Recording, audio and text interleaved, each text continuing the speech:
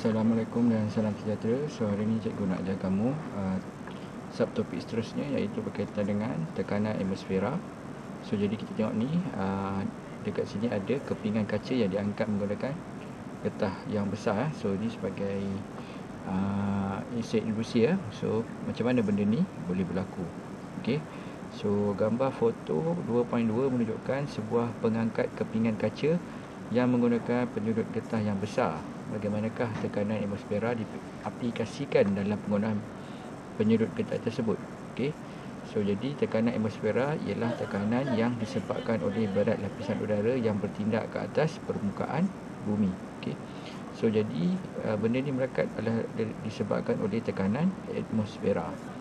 Okey, so jadi bumi kita ni dikelilingi oleh lapisan udara yang tebal yang terdiri daripada pelbagai gas. Okey, lapisan udara ini mempunyai berat dan mengenakan tekanan ke atas permukaan bumi dan semua objek yang berada di dalamnya. Okey, oleh itu semua objek yang berada di permukaan bumi mengalami tekanan atmosfera.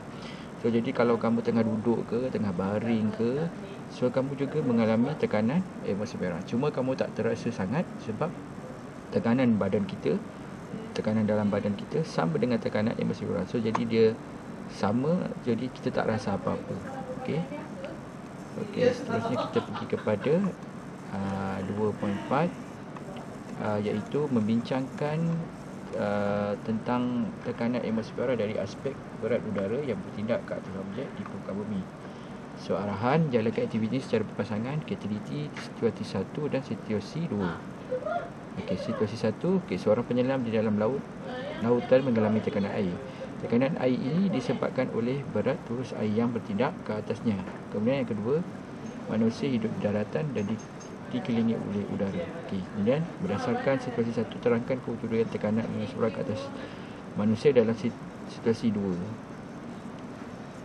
dari aspek berat udara di atasnya. Okey, so jadi bincangkan persamaan dan perbezaan antara tekanan atmosfera dengan tekanan air. Selain itu, gambarkan tekanan atmosfera di permukaan bumi. Diberi ketebalan atmosfera ilahi sama dengan 120 km, ketebalan udara 8.5 darab 10 kuasa negatif 2 dan percutan graviti adalah 9.81. Okey, so jadi kalau macam situasi 1 ni, dia akan mengalami dua tekanan lah. Yang pertama tekanan air dan juga tekanan atmosfera yang berada di permukaan bumi. Okey. Kalau untuk situasi 2 ni pula, dia akan mengalami tekanan atmosfera sahaja. Okey. So yang perbincangan ni kamu boleh buatlah. Okey, kalau tak dapat buat pun tak apa. Sebab kita nak lebih kepada pemahaman tentang tekanan atmosfera. Okey, kemudian nilai tekanan atmosfera. Okey, so nilai tekanan atmosfera ditentukan menggunakan barometer merkuri. So nama dia adalah barometer ya.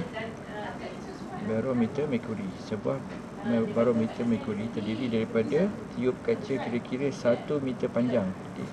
Panjang dia adalah 1 meter yang mengandungi merkuri. Okey, dalam ni semua ada merkuri. Pada awalnya tiub kaca itu diisi dengan merkuri sehingga penuh dan ditutup dengan penutup seperti yang ditunjukkan dalam rajah 2.10. Kemudian tiub kaca itu diterbalikkan dan hujungnya direndam ke dalam mangkuk berisi merkuri seperti ditunjuk dalam rajah 2.10. So jadi mula-mula dia buat tegak macam ni, kemudian diterbalikkan, kemudian dibuka benda ni. Okey, dalam ni memang ada merkuri lah. Okey, so jadi direndamkan mangkuk merkuri seperti ditunjukkan dalam rajah 10B. Okey, jadi apabila penutup itu dikeluarkan, okey, so jadi penutup yang tadi yang biru tadi kita buka. So jadi apabila penutup itu dikeluarkan, turus merkuri dalam tiub kaca jatuh sehingga suatu ketinggian tertentu dan kekal pada ketinggian tersebut. Okey, so jadi turus ni yang kata dia tinggi ni, dia turun bawah. Okey, pada ketinggian tetap. Inilah. So jadi tinggi dia ni lebih kurang 760 mm. Okey. So kan mula-mula dia tinggi tadi 1 meter kan panjang dia. Kemudian dia turun jadi sehingga tinggi ni daripada sini sampai sini 760 mm.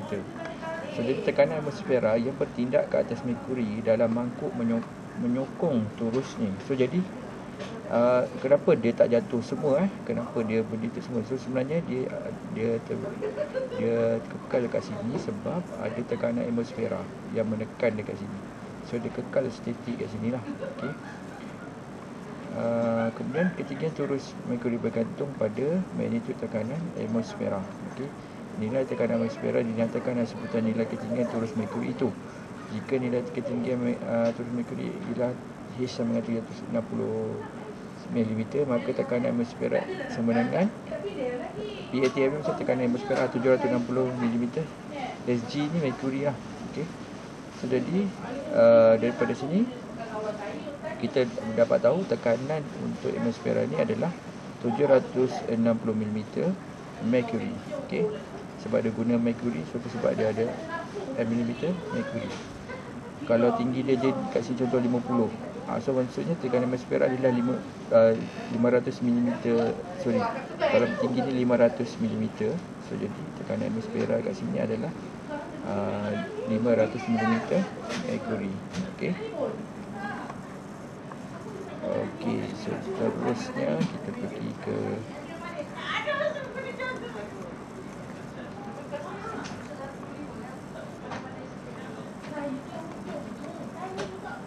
Okey, so sekarang kita nak tunjukkan nak tukar kepada Pascal lah. Daripada milimeter tu nak tukar kepada Pascal. Okey, formula kita guna formula P sama dengan rho GH. So rho ni adalah tempatan, H ni ketinggian dan G ni adalah graviti. Okey, digunakan untuk memperoleh nilai tekanan atmosfera dalam unit Pascal. So jadi H ni kita tukar siap-siap jadi meter. So bagi dengan 100, so dapat 0.76. So merkuri kat sini nilai dia 1.36 darab 10 kuasa 4. So kita masukkan dalam formula. So H adalah 0.76, merkuri 1.36 darab 10 kuasa 4. Dan G nilai dia, graviti nilai dia 9.81. So jadi tekan kalkulator dapatlah nilai dia 101,396 Pascal. Okay, so kemudian nilai tekanan atmosfera boleh berubah mengikut perubahan cuaca. Selain itu, udara yang semakin nipis pada altitude yang tinggi juga menyebabkan tekanan atmosfera menjadi semakin rendah. Okey, tadi kita tengok barometer kan. So jadi kita tengok barometer 14 dan barometer aneroid. Okey. Barometer 14 seperti tunjukkan dalam rajah 2.12 ialah barometer merkuri yang boleh mengukur tekanan atmosfera dengan kejituan yang tinggi. Okey, barometer 14 mempunyai ketinggian hampir 1 meter. Alat ini biasanya digunakan untuk mengukur tekanan atmosfera di pusat kaji cuaca. Okey, ini barometer 14. Okey.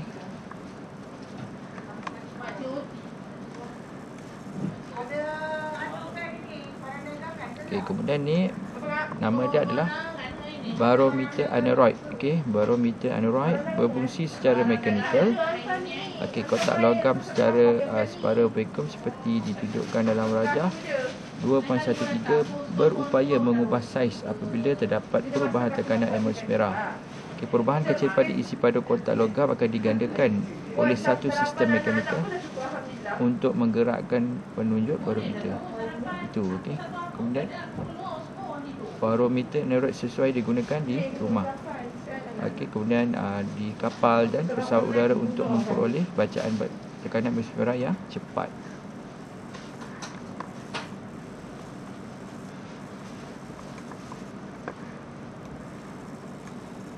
Okey, seterusnya kita pergi kepada apa perbezaan di antara barometer 14 dan barometer aneroid. Okey, perbezaan antara barometer 14 dan barometer aneroid. Okey, yang pertama, barometer 14 nilai tekanan atmosfera ditentukan oleh perubahan ketinggian turus merkuri. Kemudian saiz besar dan sukar untuk dibawa ke mana-mana, manakala mengambil masa yang lebih lama untuk memberi bacaan tekanan atmosfera. Kemudian kejituan dia lebih tinggi sehingga plus minus 0.1 mm merkuri. Okay, kemudian untuk barometer aneroid pula, nilai tekanan atmosfera ditentukan oleh perubahan isi padu kotak logam secara vakum saiz kecil dan mudah alih, kemudian memberikan bacaan tekanan atmosfera secara langsung. Kemudian kecucuan lebih rendah sehingga plus minus 1 milimeter merkuri. Okey, seterusnya kita pergi kepada menyelesaikan masalah dalam kehidupan harian yang melibatkan pelbagai unit tekanan. Okey, unit SI bagi tekanan ialah Pascal. Namun, unit tekanan yang lain masih boleh digunakan dalam pelbagai bidang. Okey, perhatikan rajah 2.14 menunjukkan contoh-contoh unit tekanan. Okey. Yang pertama, kita boleh guna unit Pascal atau merkuri. Okey. So, contohnya kat sini unit SI bagi tekanan. Pascal adalah unit SI bagi tekanan, digunakan dalam bidang sains. Nilai tekanan perlu dinyatakan dengan unit Pascal sebelum digantikan ke dalam rumus fizik. Kemudian tekanan atmosfera di puncak Gunung Kinabalu ialah kira-kira 60,000 Pascal. Kemudian untuk milimeter merkuri ni pula, unit manometrik bagi tekanan digunakan dalam bidang perubatan, meteorologi, penerbangan dan sains. Okay, tekanan darah 120/80 yang dicatat oleh doktor adalah dalam unit milimeter merkuri. Okey, so jadi yang biasa kita gunakan ini dengan ni lah, yang ini jarang. Okey, milimeter meter H2O. Okey, unit suatu unit metrik digunakan untuk tekanan air dalam laut, tabungan air dan empangan. Okay, tekanan air dalam empangan bagut ialah 150, contohnya 150 meter H2O. Kemudian lagi satu, milibar. Okey, unit metrik yang kecil digunakan dalam bidang meteorologi, setara dengan unit hektopascal. Okey, 1 milibar mewakili 1 hektopascal. Okey, hektopascal. Okey, kemudian tekanan atmosfer adalah 1013 milibar. Okey, so selesai tentang tu.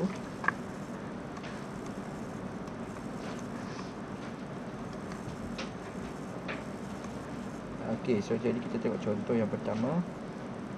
Okey, bacaan tekanan soalan pesakit ialah 160/100. Berapakah tekanan 100 mm merkuri dalam unit Pascal? Okey. So jadi kita guna formula. Kalau nak tekan kepada Pascal, kita guna formula P sama dengan rho G H. Okay, so ketepatan kat sini nilai dia 1.36 darab 10/4. So 1.36 darab 10/4. Okay, darab dengan, okay, so G nilai dia 9.81. Okay, darab CH. Okay, nilai H, okay, ni 160 ni mewakili ketinggian ya. Ini mewakili kepada ketinggian. So jadi kita tukar dia kepada meter. So 160 mm kita tukar kepada meter. So jadi kita bahagikan dengan 1000 So 1000 1 2 3. So 0.16 meter. Okey. So jadi ni 0.16. So kamu tekan kalkulator, dapatlah nilai dia, iaitu 2.13 darab 10/4 Pascal. Okey, so ni sama dengan ini. Kita soalan, contoh soalan 1. Okey, kita tengok contoh 2 pula.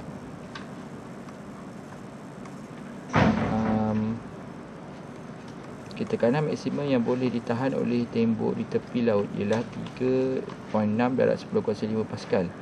Berapakah tekanan maksimum itu dalam meter H2O? Okey, so jadi dia bagi maklumat, kita masih guna formula yang sama, iaitu P sama dengan rho G H. So dalam soalan ni dia nak tekanan maksimum. Okey, so jadi tekanan maksimum. So maklumat yang dibagi kat sini, tekanan yang boleh tahan. Okey, so jadi dia bagi kat sini 3 darab 10/5 lah. So ini adalah P. Ini adalah P. So jadi dia nak tekanan maksimum dalam unit meter H2O. So ketepatan dia dah bagi dah nilai dia ni, dan graviti adalah ni. So jadi kita nak cari H lah. Okay, H tu mewakili dalam unit meter H2O. So jadi H sama dengan P per rho G. So tekanan kita kat sini nilai dia adalah 3.6 darab 10/5. 3.6 darab 10/5. Okay, bahagikan dengan ketepatan nilai dia 1 darab 10/3. Darabkan dengan G nilai dia 9.81. So kamu tekan kalkulator, dapatlah 36.7 meter. So 37.6 meter ni, so tekanan mewakili tekanan. So 36.7 meter H2O. Okay, so dah dapat ni kan. So unit dia yang ini. Okey. So jawapan dia adalah 36.7 meter H2O. Okey, seterusnya kita pergi ke soalan lain. Kita tengok muka surat lain lah. Okey.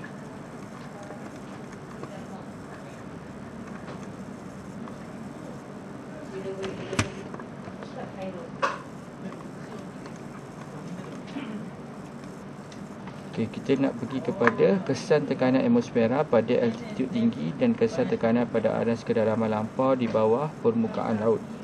Okey, Rajah 2.15 menunjukkan tekanan atmosfera pada altitude tinggi. Okey, Rajah 2.16 pula menunjukkan kesan tekanan pada aras kedalaman laut lampau di bawah permukaan laut. Okey, tekanan atmosfera pada altitude tinggi. So pada altitude yang semakin tinggi, udara yang semakin tipis menyebabkan tekanan atmosfera menjadi semakin rendah. Kemudian peratus oksigen dalam udara semakin berkurang.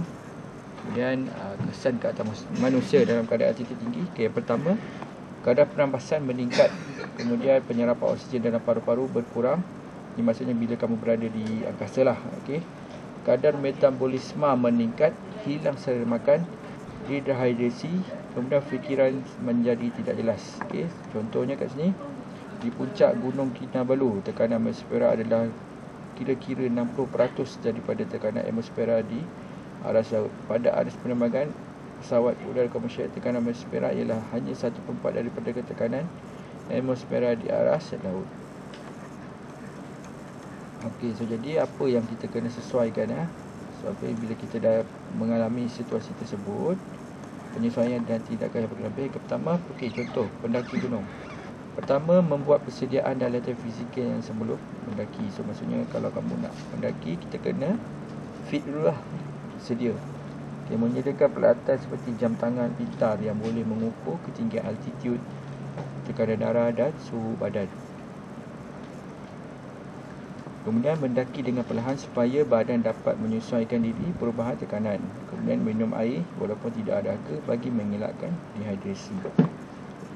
Okay, kemudian untuk kalau kapal terbang pula, meninggikan tekanan kabin kapal terbang sehingga hampir sama dengan tekanan pada aras laut. Mengitar semula udara di dalam kabin supaya segar dan mengandungi arus oksigen yang mencukupi. Mengingatkan penumpang minum air yang mencukupi untuk mengelakkan dehidrasi semasa penerbangan jarak jauh. Okey, lepas tu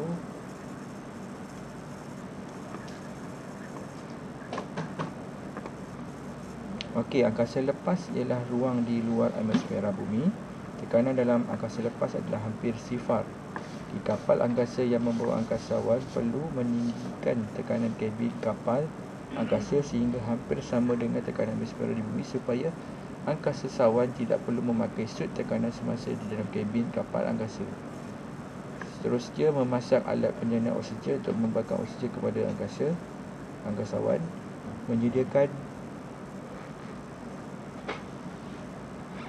Menyediakan sut tekanan untuk dipakai oleh angkasawan ketika keluar dari kapal angkasa supaya dapat mengimbangi tekanan dalam badan.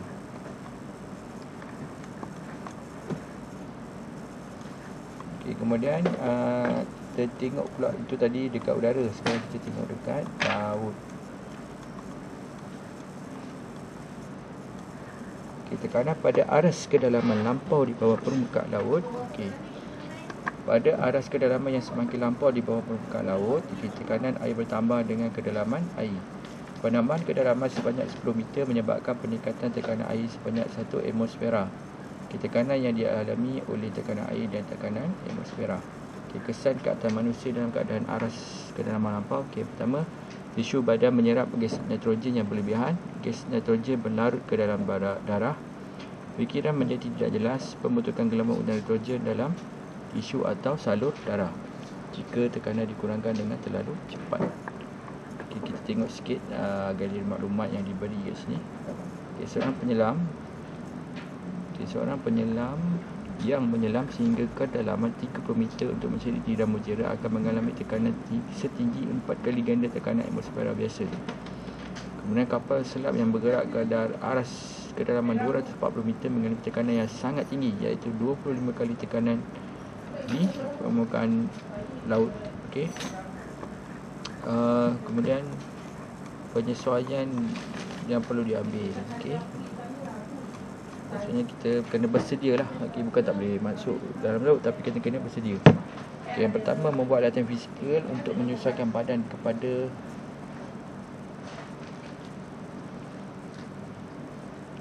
persekitaran tekanan tinggi sebelum menyelam. Memakai suit penyelam untuk melambatkan kehilangan haba dari badan. Kemudian naik sepula dengan perlahan ke permukaan supaya gelombang nitrogen tidak terbentuk di dalam tisu saluran darah. Seterusnya, kapal selam. Badan kapal selam diperbuat daripada keluli atau titanium dengan kerata rentas membulat untuk menahan tekanan tinggi yang tinggi. Tekanan kabin kapal selam dikawal sehingga hampir sama dengan tekanan di atas di aras laut. Untuk keselesaan anak kapal, tangki oksigen atau alat penyana oksigen melalui proses elektrolisis disediakan supaya tekanan oksigen adalah mencukupi. So kita tengok profesional kerjaya. Penyelam profesional boleh berkhidmat dengan tentera laut, bekerja sebagai penyelam komersial atau menjadi jurulatih rekreasi di laut. Selain mengetahui teori dan kemahiran,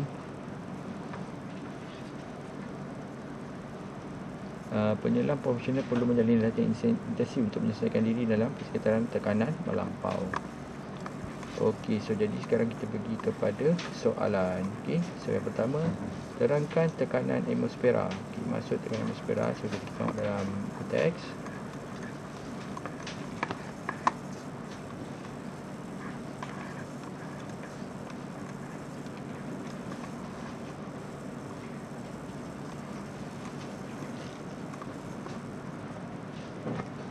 So maksud tekanan atmosfera adalah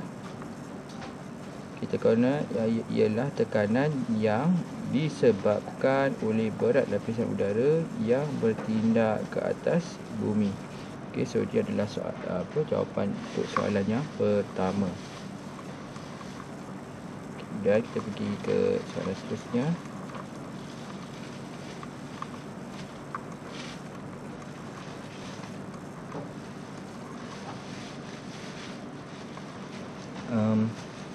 Ketinggian turus merkuri di sebuah barometer pada suatu hari yang mendung ialah 756 merkuri.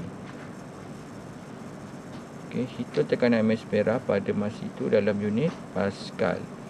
So kita guna formula P sama dengan rho GH.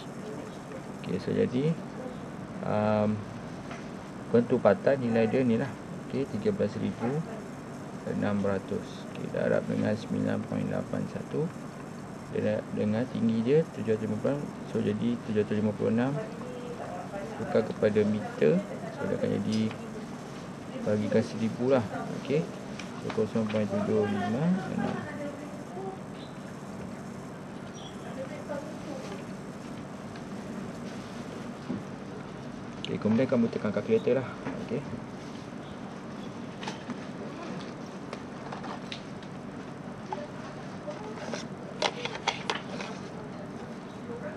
Okay, 13,600 darabkan dengan 9.81 darabkan dengan 0.756. So kamu dapat sini nilai dia 100,086 point.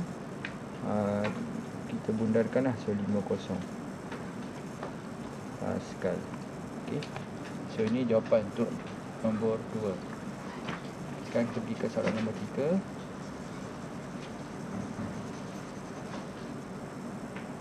Okey, berapakah tekanan sebenar pada kedalaman 125 meter di sebuah empangan? Nyatakan jawapan anda dalam meter H2O dan juga Pascal. Okey, so jadi yang pertama dia nak dalam unit meter H2O dan juga dalam unit Pascal.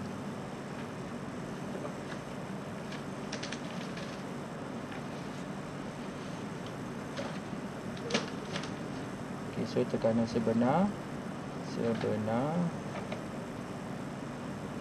sama dengan tekanan atmosfera campurkan dengan tekanan dalam air.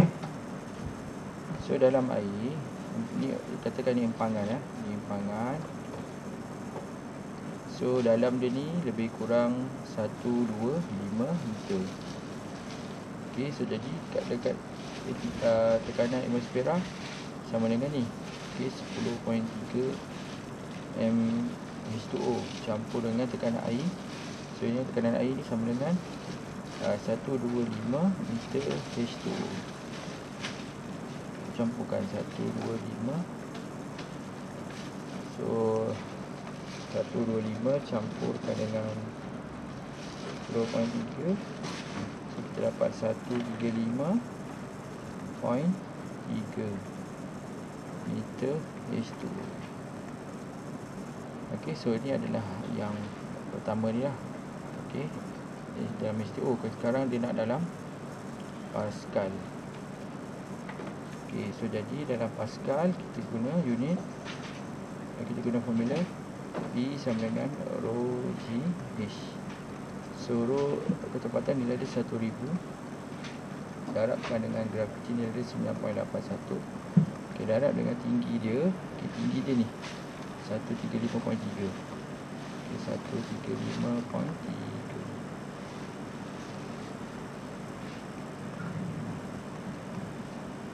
So kita tekan kalkulator. 1000 darab 9.81 darab dengan 135.3. So kita dapat sini jawapan dia 2327.29 Pascal. Okey, so itu sahaja untuk hari ini. So nanti jangan lupa buat di rumah, buat nota secara ringkas dan buat soalan praktis pemerhati 2.2. Okey, sekian, terima kasih.